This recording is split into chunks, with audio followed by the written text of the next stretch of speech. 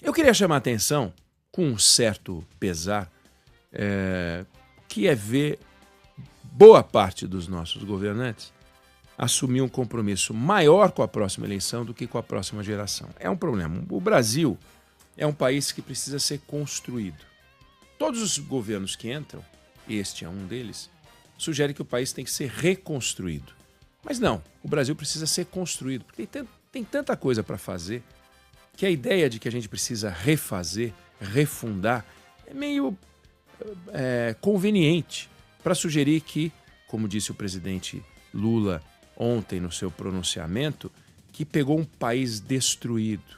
E quando o Jair Bolsonaro entrou, também pegou um país destruído. Alguns poucos presidentes pegaram um país destruído mesmo. Pegaram. Mas outros não pegaram um país destruído.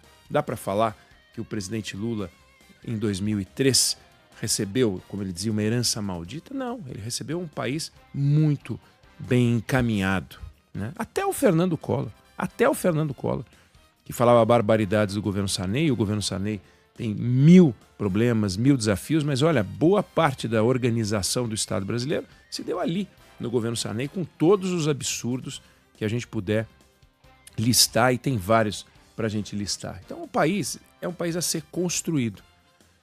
E para ser construído, você precisa ter compromisso com as próximas gerações e não com a próxima eleição, porque nada se faz para daqui 1 ano, 2 anos, 3 anos. Nada. Não é esse o caminho. O caminho é para daqui 10 anos, 20 anos, e nenhum movimento pode ser tomado em desacordo com esse compromisso com a próxima geração. E eu estou chamando a atenção disso porque a gente está diante de mais um desafio que envolve o futuro desse país, o futuro das próximas gerações, que são as contas públicas ligadas à Previdência Social. É uma coisa meio chata, mas ao mesmo tempo curiosa, você imaginar que um dos grandes desafios da gestão pública é que toda conquista que a sociedade faz acaba gerando um novo desafio, um novo problema para ser enfrentado. Então, se a gente voltar no tempo para 1820, o mundo tinha 1 bilhão e 80 milhões de pessoas. Sabe quantas pessoas viviam acima da linha da pobreza extrema? 60 milhões de pessoas. De 1 bilhão e 80 milhões de pessoas, 60 milhões de pessoas viviam acima da pobreza extrema. O resto, 94%, pobreza extrema. Qual era o problema do mundo? Fome, mortalidade, uma miséria sem tamanho. Aí vai mudando. 1970, a população mundial já era de 3 bilhões e 690 milhões de habitantes. A taxa de pobreza extrema tinha caído, mas ainda assim era muito alta. 60%. Você imagina que mais da metade das pessoas vivia na pobreza extrema. Cada 2 pessoas que você encontrasse, uma ia ser uma pessoa vivendo abaixo da linha da pobreza extrema. Aí o mundo, que não tem mais 1 bilhão de habitantes, como tinha em 1820, mas tem 8 bilhões de habitantes, tem uma taxa de pobreza extrema que é pouco superior a 10%. É muito, porque em números absolutos você está falando de um número muito grande, mas olha o avanço social no combate à pobreza extrema. No final do século XIX, do que a sociedade morria? Disenteria, pneumonia, bronquite, cólera, tétano, meningite, era isso que matava. Não tinha higiene, não tinha saneamento. As condições de vida eram horrorosas. E a expectativa de vida, obviamente, foi mudando. Pega Brasil, 1822, expectativa de vida, 25 anos. Hoje, passa dos 76. Então, o nosso tempo médio de permanência na Terra triplicou. Triplicou. Você quer coisa mais maravilhosa? Não vai acontecer de novo. Não vai acontecer de novo.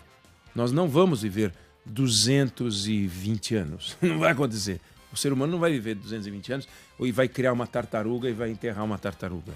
Não vai acontecer isso. Ou seja, é algo que é um fenômeno.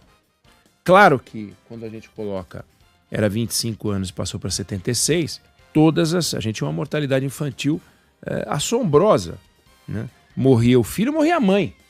E obviamente, você tinha uma quantidade de pessoas nascendo que não chegava aos 5 anos, e isso ia derrubando a média de vida.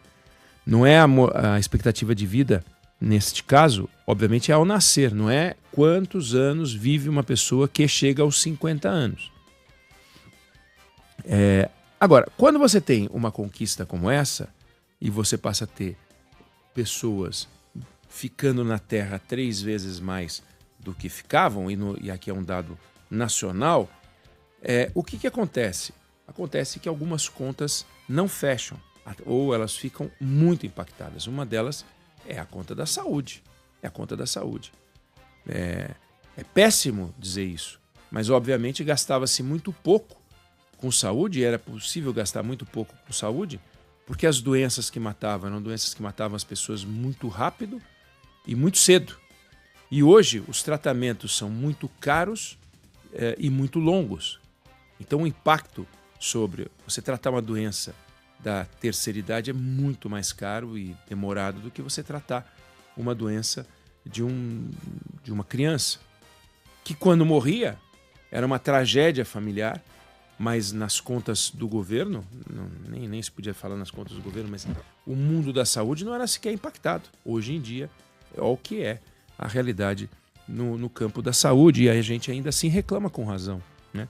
Agora, em 1985, uma pessoa que chegasse aos 50 anos de vida tinha uma expectativa de vida de 15 a 18 anos. Ou seja, ela, digamos que se aposentasse aos 50, ela teria que financiar mais 15 anos, 18 anos. Não se aposentava aos 50, mas hoje uma pessoa que chega aos 50 pode viver 26 a 30 anos, as que chegam aos 50. Então, pelo menos 11 anos a mais. Pelo menos 11 anos a mais. A Previdência, portanto, sofreu um impacto muito grande, que é algo brutal. Eu tenho os números aqui. Você pega de 1987 para cá, a taxa de crescimento da população acima dos 65 anos foi de 265%. E a taxa de crescimento das pessoas de 15 a 65, que é a população em idade ativa, foi de 76%. Então, a razão de crescimento entre os mais velhos foi 3 vezes maior do que a razão de crescimento entre os mais novos. Como é que você financia isso? Na Previdência. Então, festejamos o tempo de permanência que triplicou, mas temos um problema. Como é que a gente vai resolver esse problema? E para resolver esse problema, não dá para um governo ficar de olho na próxima eleição. Porque na próxima eleição, o governo vai para a televisão, denuncia a herança maldita, anuncia um programa que já existe, mas fala do número de remédios que vai dar na farmácia popular e fala do pé de meia, porque está pensando na próxima eleição.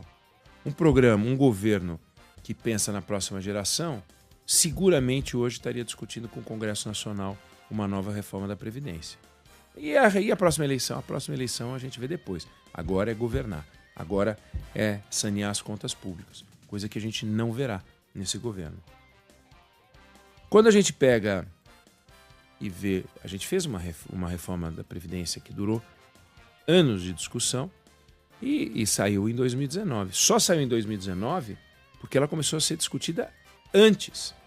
Não foi assim do nada, 2019. Começou a reforma da Previdência, 30 anos de discussão, a reforma tributária, mas a reforma da Previdência também demorou um tempo bastante razoável. A gente fez mais de uma e não foi o suficiente. Aí, olha só o que aconteceu. Um levantamento feito pelo Tesouro Nacional a pedido do jornal Valor Econômico. O déficit com pagamento de aposentadorias e pensões da iniciativa privada cresceu 60% nos últimos 9 anos. Pagamos 261 bilhões de reais em valores de hoje, em 2015, e hoje pagamos 417 bilhões de reais. Saímos de 2,64% do PIB para 3,45% do PIB. O déficit mais do que duplicou, saiu de 141 bilhões para 305 bilhões. E aí o que a gente tem que fazer? Tem que fazer uma reforma. Tem que fazer uma reforma. Se a gente não fizer uma reforma, o sistema vai quebrar. Já ruiu, mas vai quebrar. E aí nós vamos fazer a reforma quando o sistema quebrar? O governo consciente não deve entrar discutindo esse tema com o Congresso Nacional?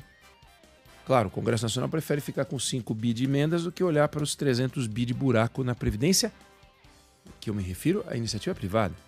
Tem buraco no sistema público também, no sistema estatal, no financiamento da Previdência do governo federal, governos estaduais e prefeituras. É um negócio complicado para a gente olhar. Então, uma conta simples, algo simples de se fazer, seria desvincular o que se gasta na Previdência com o que se paga de salário mínimo. Mas no Brasil a gente dá produtividade, a gente dá ganho, aumento real para a aposentadoria. É chato falar isso, mas ganho real tem que ser para quem trabalha. Do contrário, quebra toda a sociedade. Não vai funcionar. É um negócio que está feito para dar errado. E aí a gente fica vendo o governo falar em gastar ainda mais dinheiro, por exemplo, ampliando para R$5.000 o piso de isenção do imposto de renda. É um nó que a gente enfrenta no Brasil hoje, que é a qualidade da discussão das políticas públicas. Nós não estamos discutindo política pública no Brasil. Nós não estamos discutindo gestão. E o que acontece quando estes números se apresentam, que é o número que eu estou apresentando aqui? O investimento público e o investimento no Brasil desaparece. Se a gente investia 5% do PIB em algum momento, hoje a gente investe abaixo de 0,6% do PIB. Então a gente não consegue financiar o nosso crescimento. Agora, olha só, estamos com uma carga tributária que se aproxima perigosamente de 35% do PIB. Se a gente tivesse a carga tributária americana, que é uma carga tributária que o presidente Trump está falando em baixar, mas se a gente tivesse uma carga tributária americana, a gente derrubaria 8 pontos do nosso PIB. Isso dá 22% a menos de carga tributária. 8 pontos sobre 35 dá 22% a menos de carga tributária. O que isso quer dizer? Quer dizer que a gente conseguiria custear o Estado brasileiro com 22% a menos de dinheiro. Sabe o que isso significa, 22% a menos de dinheiro?